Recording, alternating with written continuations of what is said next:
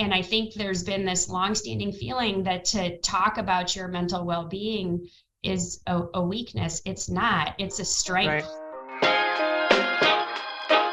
Welcome to Spill the Ink, a podcast by Reputation Inc., where we feature experts in growth and brand visibility for law firms and architecture, engineering, and construction firms. Now, let's get started with the show. Hey everyone, and welcome to Spill the Ink. I'm Michelle Calcote King. I'm your host, and I'm also the principal and president of Reputation Inc. We're a public relations and content marketing agency for law firms and other professional services firms. To learn more, go to rep-inc, that's ink with a K.com.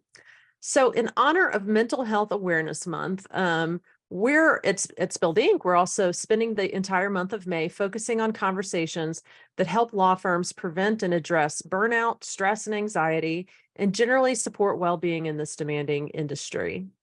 A few years ago, the Legal Marketing Association announced a well-being committee to support legal professionals in promoting mental health and creating healthy work environments. Cynthia Voth is a former LMA president, and she was a key player in launching the Wellbeing Committee in 2019.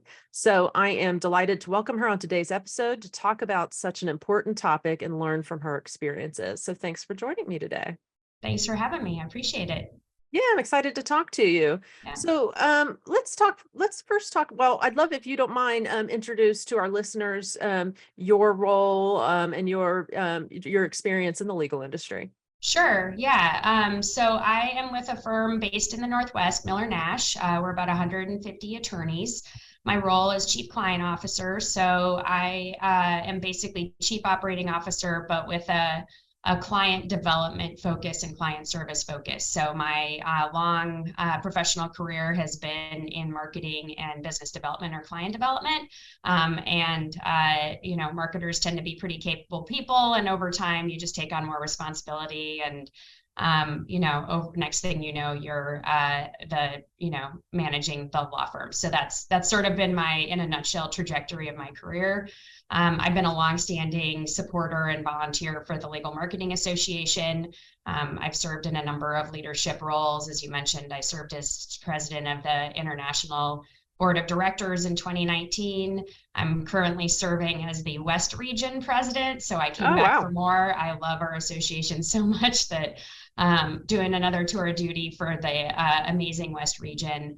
But that in a nutshell, I guess, is my background. And I'm based in Seattle, Washington, if people care about that sort of thing. Yeah, I noticed the difference here. I got my Florida short sleeves on, and you're bundled up there. I'm in fleece with my Patagonia puffy behind me. It's quite cold. I'm waiting for spring to arrive any day. Love it. Well, let's talk about. If you can talk to us first about the stigma surrounding mental health in the legal profession. Why is there this stigma? Yeah, I mean, I'm sure there's a lot of different reasons. I think culturally there's just stigma about mental health, but thankfully it's getting better. People are normalizing conversations about mental well-being. They're being a lot more forthright. I feel like there's a lot more acceptance than even 5 years ago. I think the legal profession is high demand. And it's a critical profession. Lawyers are trained to find what's wrong with. They are actually drawn probably to the profession because their brains are wired to find the nuances, the errors in the argument, the errors in the document. And sadly, it also extends to the errors in people. What's wrong with the firm? What's wrong with people? They don't like to show weakness. There's a high level of competitiveness. All of those things don't really lend to a nurturing environment that's accepting and open when it comes to the struggles that people may have. And I think there's been this longstanding feeling that to talk about your mental well-being is a weakness. It's not. It's a strength. And I think there are shifts happening, but I think historically they just haven't been there from the staff side. So that's for attorneys, right? And we've seen the ABA come up with their well-being pledge, and they've had that for several years. It's been very focused on the attorney side of the equation. And I think the staff side at law firms, there's been a long-standing divide, right? Attorneys sometimes use the word non-attorney, right? Right. we in the legal professionals sector have been using a term that is not staff, right? Because we also are important for the success of a law firm. But there are pressures that we feel because there are longstanding hierarchy differences. Staff are not treated very well in some firms. They're not as respected in some firms, not all firms, but in some.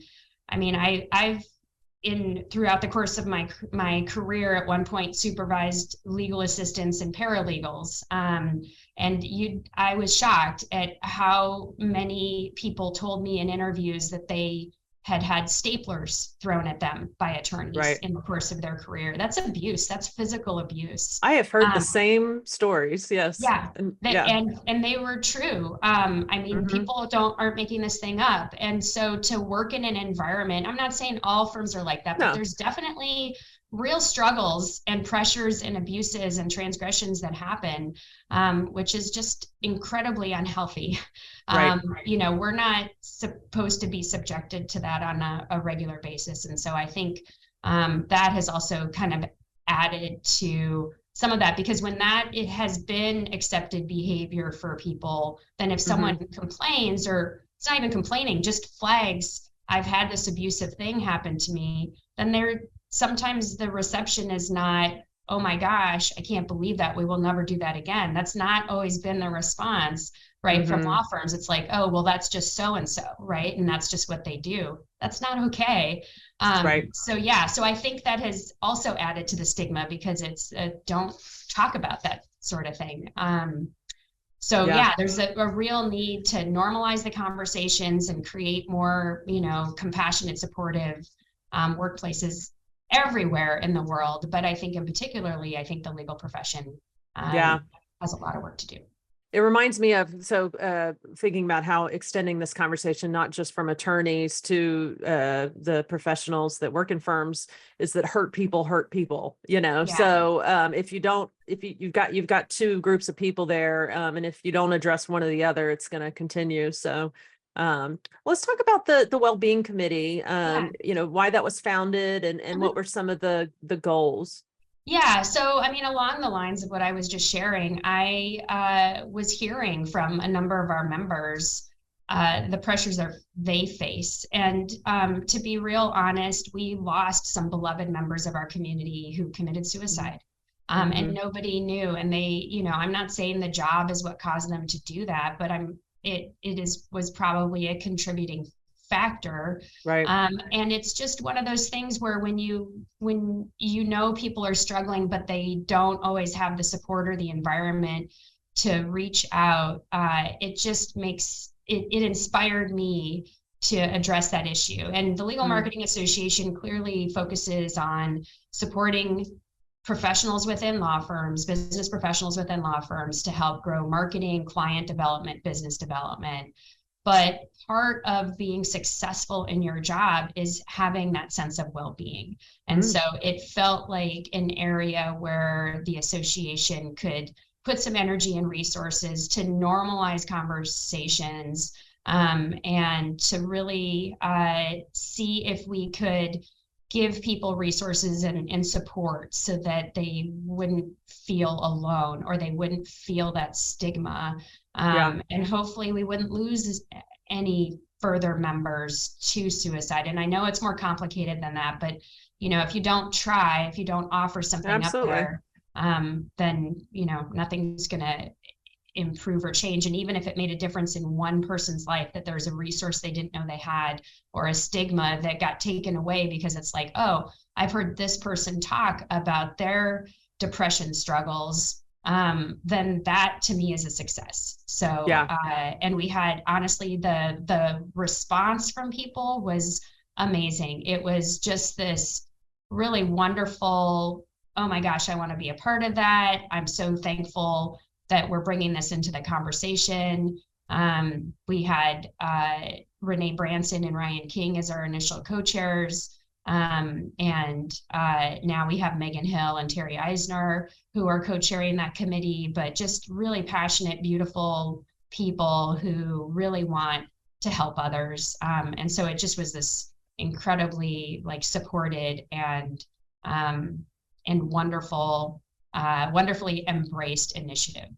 Yeah, I love that. I didn't know Terry was doing that. I'm a Yeah. former I'm a former Jaffeite. So There you go. yeah, He's good friends with Terry. Yeah, co-chair. He was co-chair last year. He's co-chair this year. So that's great. yeah, Good. really excited to have him part of it. It's a good fit. So Yeah. tell me about what are some of the initiatives that the committee tackled? Yeah, so a lot of programming, I think normalizing a conversation, right? Like making sure that people, I think just even talking about mental health and well-being is powerful in it of itself, because when we don't talk about things, then people feel like there's shame there, right? Yeah. So a lot of programming, the Well-Being Wednesdays, and making sure that the events that are hosted include well-being elements, rooms that you can go to if you need to just take a breather, just even morning yoga sessions or things like that, little things that you can do for self-care.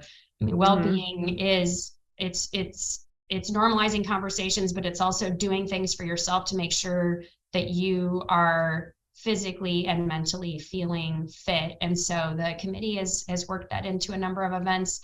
We're working on a well-being pledge just to kind of help educate, much like the ABA pledge.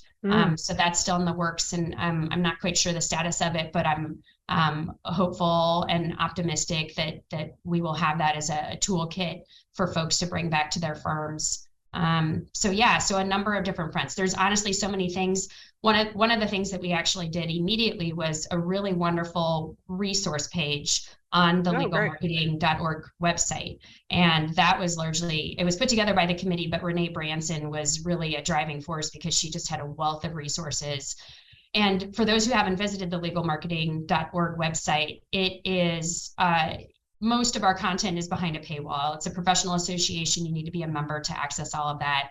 But we were really adamant for the well-being work to put that in front of the paywall, so it would be free for anyone to use. So I just encourage everyone, whether you're a member or not, I do think it's a great association and encourage membership. But if you're just looking for a really great list of resources, I would definitely go to legalmarketing.org and check out the Well-Being Committee page and the resources listed there. Thank you. You actually just got ahead of one of my questions, was about where can we point people to resources. So that's fantastic. So if you're a law firm leader and you know this is something that you want to tackle for your own firm, you want to address it, what are some ways that firms can support mental health in their firms? Yeah, I mean, I think I'll use our firm as an example. I think trying to normalize the conversation again, I can't impress that enough. I think there's so much stigma and shame, and I think people need to know that the folks they admire who seem so strong and put together have their own struggles too. It makes you feel less isolated and alone. It gives you resources to go to. So I think having that be part of a conversation. We've held firm meetings where I've had pretty successful firm partners talk about their own depression and talk about the struggles they have, talk about being on medication. And normalizing that so that there isn't stigma that, you know, sometimes I think people think it's a crutch or it's a weakness if you have to take medication. You know, blood chemistry is a really complex thing. You can't, you know, sometimes you need medication to help you out, and that's okay. We've done things like given some billable credit for a well-being day, just to sort of make sure that people know we value taking time to take care of yourself. It's a day, so I'm not saying it's a month, right? But it's a gesture of making sure people know that's important too, and you should invest in yourself, and the firm will give you some billable credit for those timekeepers out there. We, for Valentine's Day last year, we signed on to the Calm app for our firm. So there's corporate memberships to Calm Premium that you can do, and so that offers meditation and sleep assistance and all of the things. And so we sort of gifted that to everybody as a gesture of caring, to say, and they can share it with their family, so they can have up to 5 logins on this Calm app. And it's really a valuable resource for our folks. We've had some people who have never meditated before. So if you've never meditated and you're like, oh, I can't meditate, I would encourage you to try guided meditation. Sitting there in your own brain without someone kind of talking you through, or some calming music, can be really tough, especially if you're in the legal profession. It's hard to get the wheels to stop spinning. But I have been trying guided meditation for some time, and I will say it does help my brain quite a bit. There's so much research out there about the physiological and mental benefits of meditating regularly and getting your brain into that state. So that was something we wanted to invest in. I think it's knowing your firm culture and community and making gestures and bringing it forward to people. It's not just an EAP program, and it's important to have an EAP program that has resources, but I think it's taking those extra touches to bring it into conversation. I've seen some firms who have even normalized it by having backgrounds that have statements and slogans about normalizing talking about well-being and health. And that's just part of what they put front forward. So I think it's really like knowing your firm and your culture and working with your executive committees or your C-suite or whoever is going to set the tone and make decisions, and then really making gestures and staying with it. I think that will help move the needle for people feeling cared for and feeling like they're not alone, and there isn't that stigma there. They're not going to get penalized if they speak their truth. And do you feel like this is really taking hold in the industry, or is there quite a ways to go? You know, I know there was that PowerPoint slide that got a lot of attention at an AmLaw 100 firm, where, you know, it was basically like, hey, you're in the big leagues. This is your life 24/7. You know what, you know, this is suck it up, buttercup. Yeah, basically. What do you feel like, what's your sense of where the industry is right now with all of this? I mean, there are surveys out there, and I think the industry still has a ways to go. You know, I think some firms have made some good inroads, but there isn't. I mean, you read some of the horror stories. There was that horror story chain of the woman who was, you know, took family leave to have a baby, and sort of some of the abuse that was sort of thrown on her. That one. I can't remember. It got a lot of play on the social media for a while. You know, there's some old school mindsets out there. It was the suck it up or the walk it off. You know, when I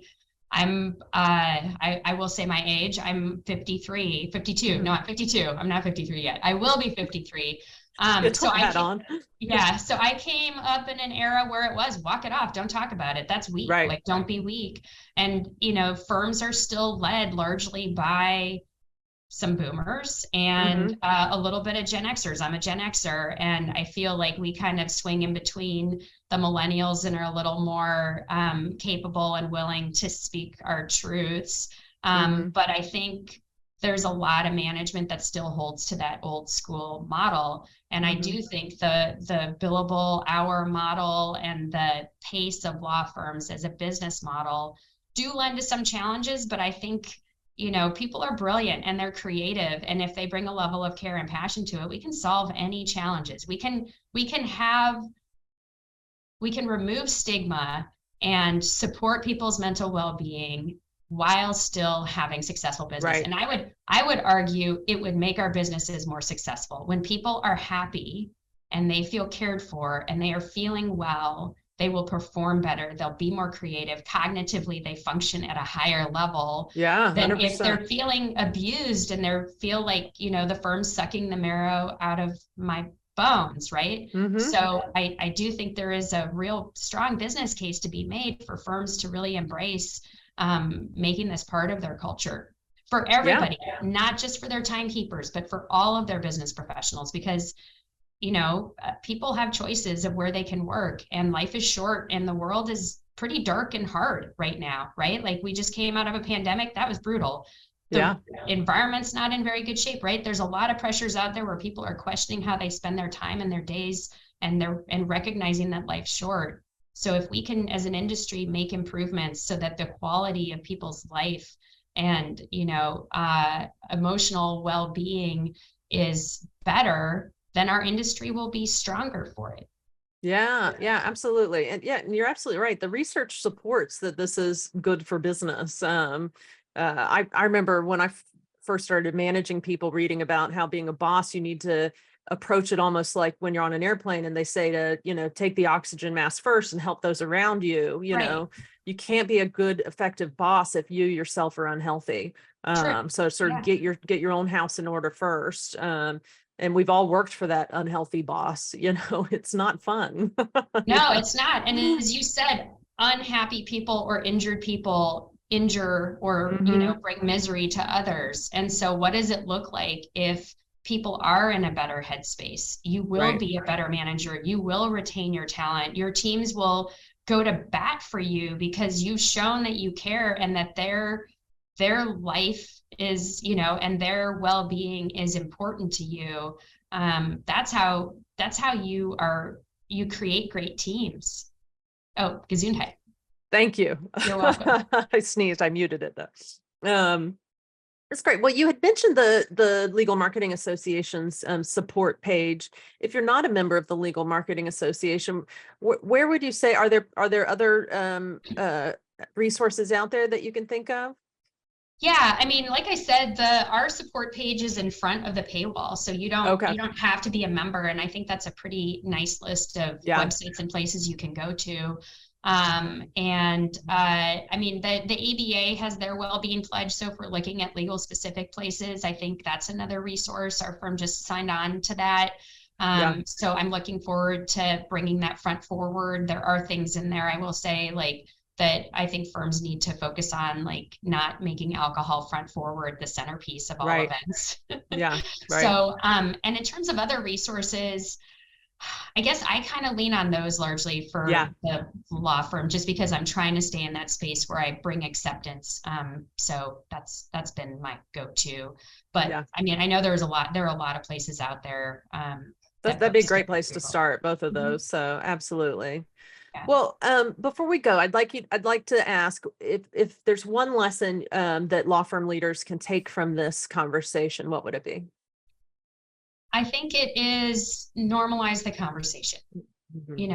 Reduce the stigma. We all have a responsibility to reduce that stigma. You don't realize how some offhanded comments can make people feel shame about the things that they're feeling. And if we're going to create an environment that is supportive and people feel and people can thrive, then I think we really need to create that level of acceptance and normalcy, so that everybody is comfortable to speak their truth. Yeah, I love that. Because it's just such a vital part of the whole conversation, being able to talk about it and feeling comfortable talking about it. Absolutely. And it costs firms nothing to do that. Yeah, it costs you nothing. You don't have to pay for a fancy program or, buy some expensive things to install into the offices. It's really, it's not easy for some people to do it, but it can be easy once you start that conversation and people don't feel like they're going to be judged or penalized or stigmatized for speaking their truth. Right. Yeah. Well, thank you so much. Well, we've been talking to Cynthia Voth. Boy, I just got tongue twisted there. That's of Miller Nash. So if Cynthia, if people want to just reach out and talk to you more about the subject, what's the best way for them to do that? Yeah, I'm on our firm website. So my email address is there and my phone number. It's just cynthia.voth@millernash.com. I'm on social media. No, that's okay. It's all good. Everybody does it. I'm on social media, so you can reach out to me on LinkedIn and Instagram is all about hiking for me. That's my well-being happy space. So if you want some beautiful pictures of the Northwest and some hiking and some dog photos, you can follow me there. And I haven't been super active on Twitter, to be honest. I kind of gave up on it a few years ago. I'm on there, but I reach out on Insta or LinkedIn. Yeah. So so those are great. And I welcome anyone to reach out. I think this is such an important conversation. I think we as an industry, we as individuals can have a huge impact on our industry and within our organization. So anyone who wants to just talk about it, start a movement or whatever, I'm happy to support and talk about this subject, because I think it really has the ability to change people's lives and honestly even potentially save people's lives. It's the best way we can spend our energy. Yeah. Well, thank you so much. You're welcome. Thank you very much for having me. Thanks for for listening to Spill the Ink, a podcast by Reputation Inc. We'll see you again next time, and be sure to click subscribe to get future episodes.